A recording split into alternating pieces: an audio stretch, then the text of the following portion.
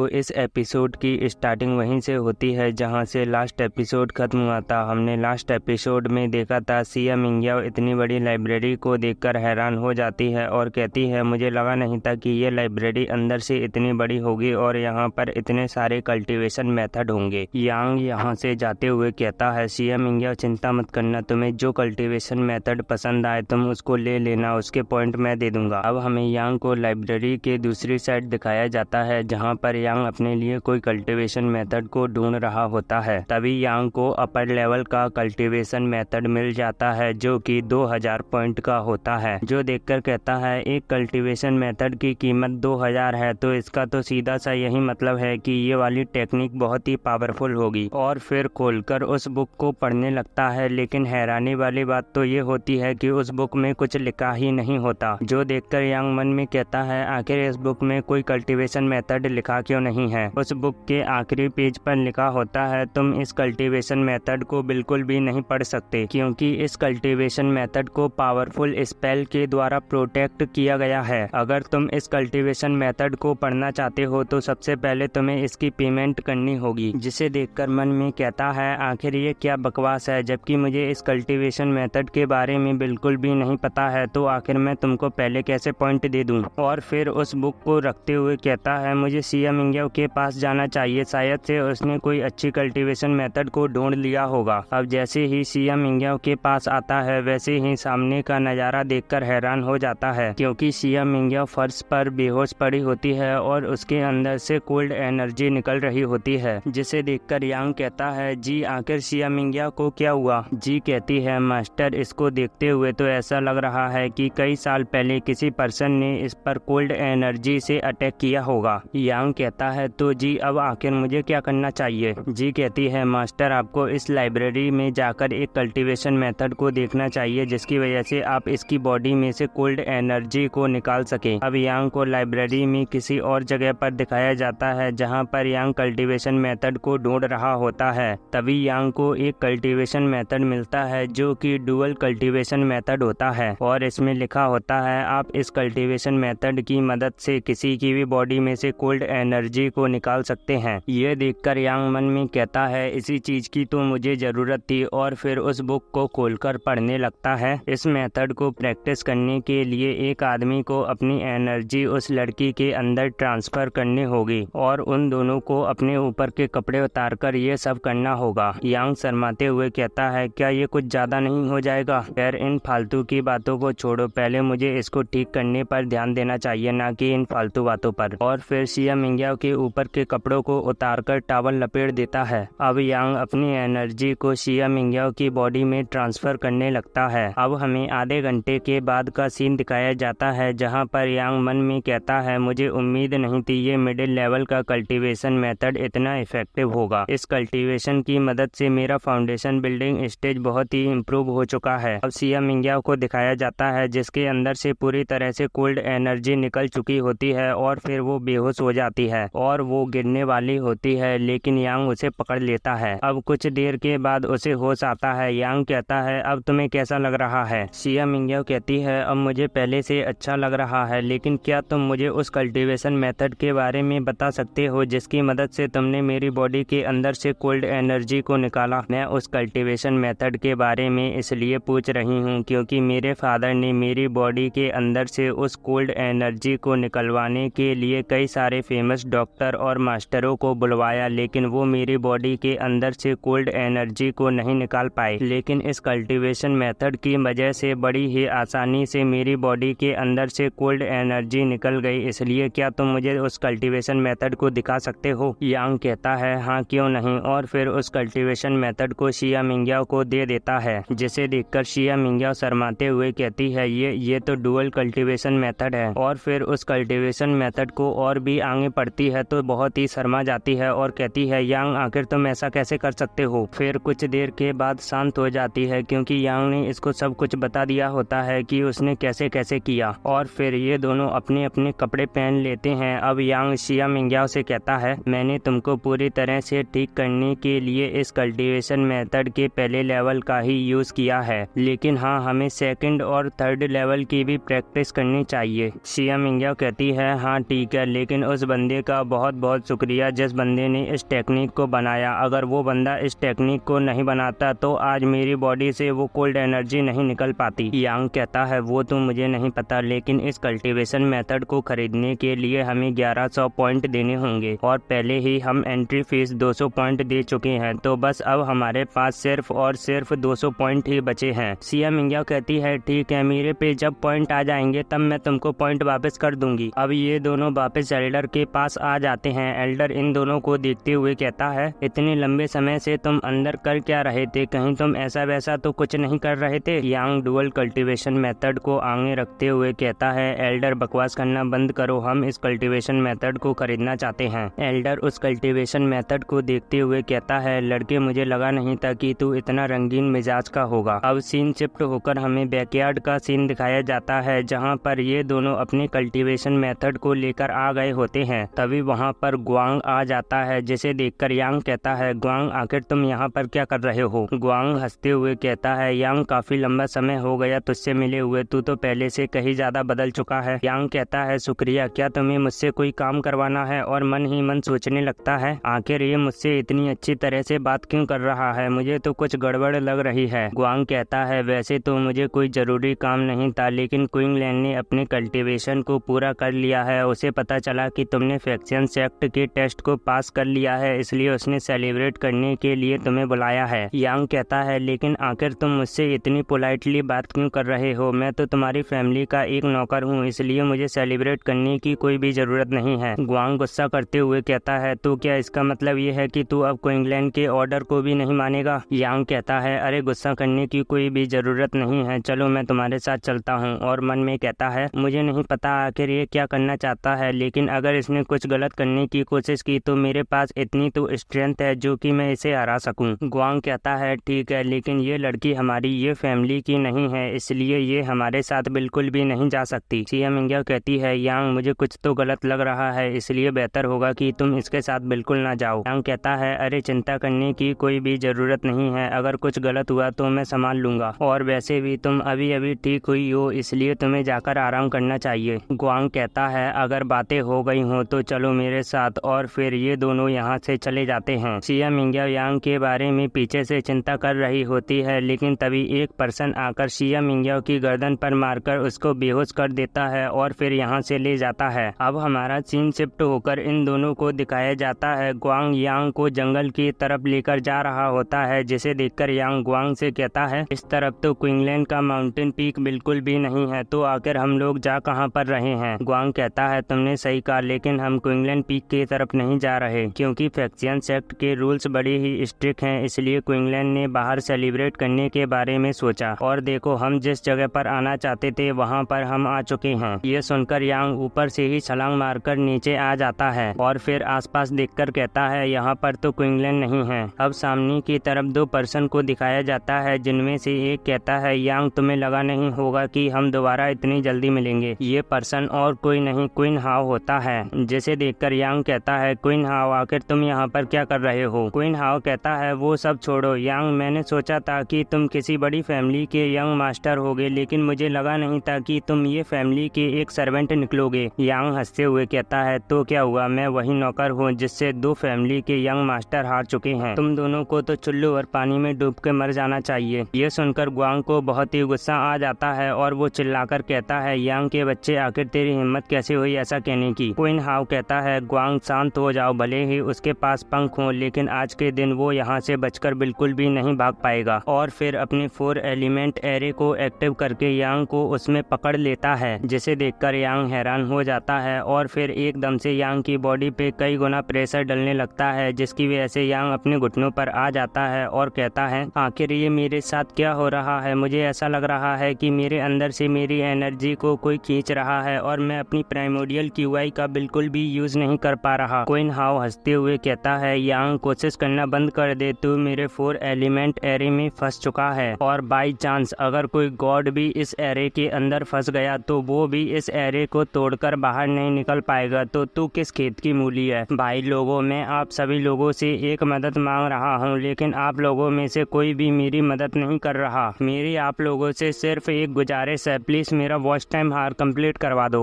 Watch time हार complete हो जाने के के बाद मैं आप लोगों से कभी भी कुछ नहीं मांगूंगा। प्लीज़ भाई एक बार मेरी मदद कर दो। तो चलिए इस वाली वीडियो को यहीं पर एंड करते हैं और मिलते हैं अगली वीडियो में। जब तक के लिए आप सभी लोगों को बाय बाय।